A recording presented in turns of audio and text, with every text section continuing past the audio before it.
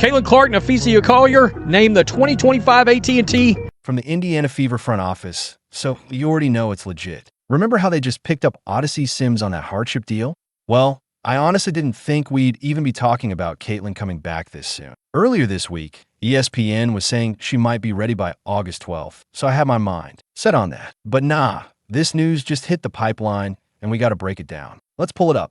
Boom, right there in black and white. Caitlin Clark's groin injury is now listed as a game-time decision. That's right, game-time decision. Guys, this changes everything. If Caitlin is about to step back on that court, we're talking box office. We haven't seen her play since the start of July, and most folks thought she'd be out until late August. But now, she might be lacing him up tomorrow. And get this, the Fever's next game?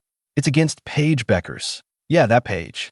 We all know the internet's been eating up the Paige versus Caitlin debates for years. Well, if Caitlin suits up, all that talk about who's better is about to get settled live. And in real time. Man, I'm just saying, I hope she plays. Because tomorrow could be must-see basketball. All right, guys, we've got a couple of big updates to dive into today, and both are pretty interesting. First off, Natasha Howard just dropped some comments that I think are worth talking about. Honestly, her words have a much more positive tone, something that really fits a winning culture and keeps that true team-first energy alive. Now here's the kicker. Inside those comments, Natasha might have slipped us a little clue about when Caitlin Clark could be making her return. You know, we've been talking about this for weeks now. I've been saying August 12th. That's a game against the Dallas Wings. ESPN still has that same date circled, but there's also chatter out there about August 11th being the clearance date. No game that day, though, so realistically, August 12th still makes the most sense. And when you look at the schedule right after that, Caitlin would get a nice mix of game to ease back in Dallas Wings, Washington Mystics, and then the struggling Connecticut Sun squad. Yeah,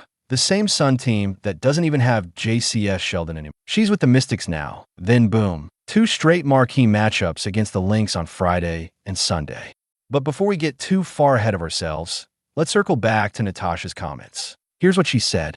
We will always be fighting for each other, but we feel this fight is a little different with our girls out of the line. All the hard work they've put in over this season won't go unnoticed. Win or lose, just know we are fighting to the end for Sydney, Caitlin Clark, and Ari McDonald. See you soon, Caitlin Clark. Now that last part, see you soon, Caitlin Clark. Yeah, that's the line everyone's talking about right now. It lines up perfectly with the August 12th prediction. And if that happens, Caitlin would have 11 games to get playoff ready. And speaking of the playoffs, right now, the Fever are looking at either the Atlanta Dream or Phoenix Mercury in the first round. And let me tell you, a Mercury matchup would be drama-filled. You got the Dewana Bonner, Stephanie White subplot, Sophie Cunningham going up against her old team. There's going to be storylines everywhere you look. Oh, and before I forget, the Fever also just signed a new guard. We'll break that down in a second. But first, let's just say this. If Caitlin is really about to come back, the WNBA might have its most watched stretch